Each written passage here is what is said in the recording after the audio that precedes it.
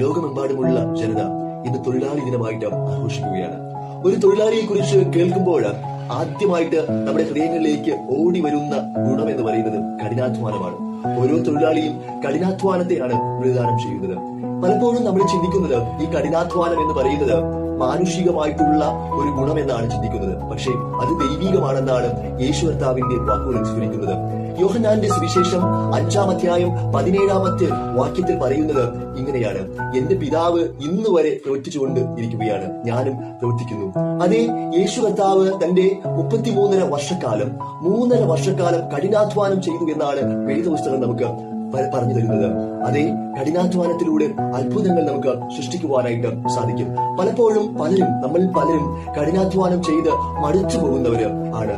എന്നാൽ ഒരു മഹാനായ മനുഷ്യൻ പറഞ്ഞത് ഇങ്ങനെയാണ്: if you get tired, learn to rest, not to quit. അതെ, ഇത് തന്നെയാണ് വേദപുസ്തകവും നമ്മെ പഠിപ്പിക്കുന്നത്.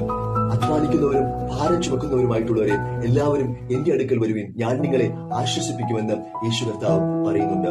അതേ, കഠിനാധ്വാനത്തിലൂടെ നമ്മുടെ ജീവിതങ്ങളിൽ ഒരു മാറ്റം സൃഷ്ടിക്കുവാനായിട്ട് നമുക്ക് സാധിക്കും. കഠിനാധ്വാനം ദൈവീകമായതിനാൽ നമുക്ക് അത്ഭുതങ്ങളെ സൃഷ്ടിക്കുവാനായിട്ട് സാധിക്കും. അതിനായിട്ട് ദൈവം നമ്മെ ഏവരെയും ഈ മെയ് ദിനത്തിൽ അനുഗ്രഹിക്കട്ടെ എന്ന് പ്രാർത്ഥിക്കുന്നു.